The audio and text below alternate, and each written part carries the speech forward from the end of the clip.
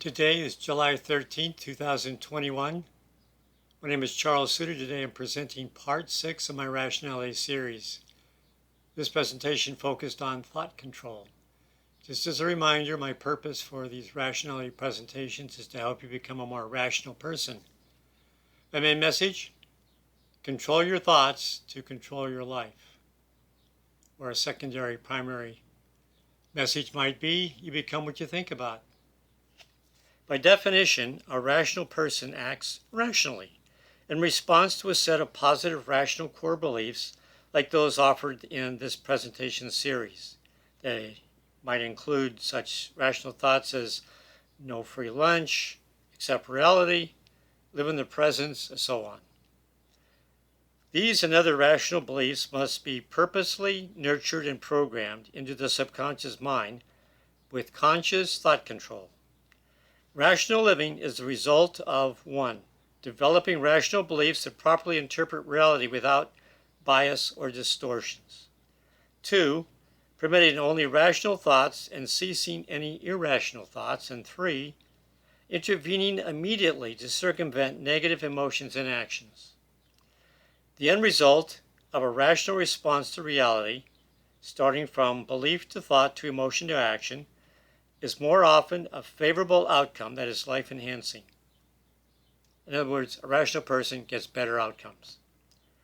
Rational beliefs are the starting point, leading to more success and happiness because rationality sets up favorable conditions for how a person responds to the conditions of their life. This presentation focuses on the importance of thought control and methods for applying thought control to develop rational beliefs supportive of rational living. Proposition 1. Every person is becoming a perfect reflection of his notions, and by notions I mean self-talk, beliefs, thoughts. What you think is influenced by your subconscious beliefs. Rational beliefs support rational thoughts and ultimately positive emotions. Irrational beliefs, on the other hand, support irrational thoughts and ultimately negative emotions. From a psychological perspective, all actions stem from your emotions in response to your thoughts, which emerge from your subconscious mind's interpretation of reality, overlaid by preconditioned beliefs about how the world works or should work. Since it is your beliefs that have the most influence on your thoughts, actions, and emotions, to become a rational person, you must first change your beliefs. Any that are irrational need to be converted to rational beliefs. To change your beliefs towards rationality, you must strive to extinguish all irrational, erroneous, and distorted beliefs through non-use, while at the same time promoting rational beliefs by forcing yourself to think rational thoughts more often. Proposition 2. Control what thoughts enter your consciousness. Choose consciously your rational beliefs and proactively program them. Be more about this, how to program your beliefs, in a later presentation. Your rational beliefs must be pre-programmed with conscious interventions. And the best time to intervene in your stream of consciousness or your self-talk is when you begin feeling negative emotions. That's the trigger to intervene. The more often irrational thoughts are blocked by just paying attention to your self-talk, the less influence they will have. To build rationality, you must strive to control what thoughts enter your consciousness in the first place. The only way to do this is to begin reprogramming rational beliefs into your subconscious mind.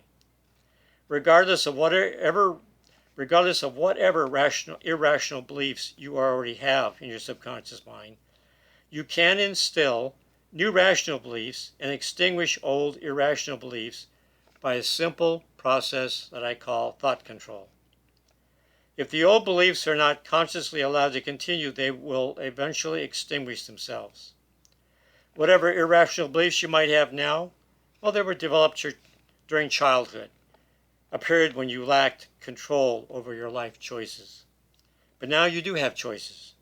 You can choose to take control of your beliefs and promote only the more rational beliefs and extinguish the irrational ones. Proposition 3. Previously, I suggested you control what thoughts enter your consciousness. Now I'm suggesting control what thoughts stay in your consciousness. You can't always control your self-talk, but to the extent that you can, do not allow irrational thoughts to remain in your consciousness. If irrational thoughts enter your consciousness, stop thinking about them. Spend less time thinking irrationally, and soon irrational beliefs will begin to extinguish themselves. To support the building of rational beliefs, you must control your continuous stream of self-talk, especially those thoughts that are causing negative emotions such as stress, anxiety, frustration, anger, melancholy. Whenever you begin to feel the presence of a negative emotion, this should be a trigger that irrationality is present.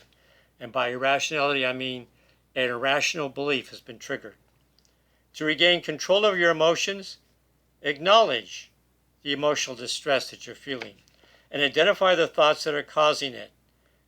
Immediately stop thinking the offending thoughts and switch instead to thoughts supportive of how you want to feel.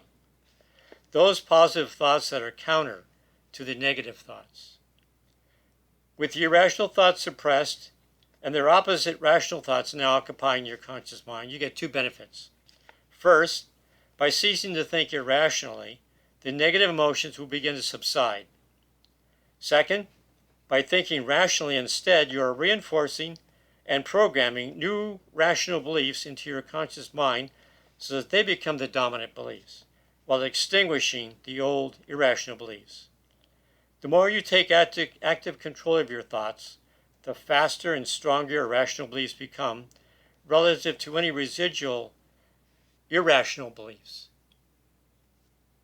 My final message: rational thoughts lead to rational living.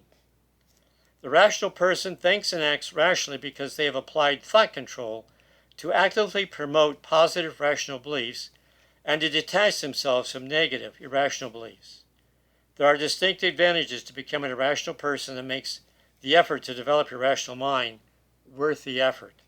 The two most obvious advantages of rationality are: 1. Diminish suffering from emotional distress. 2.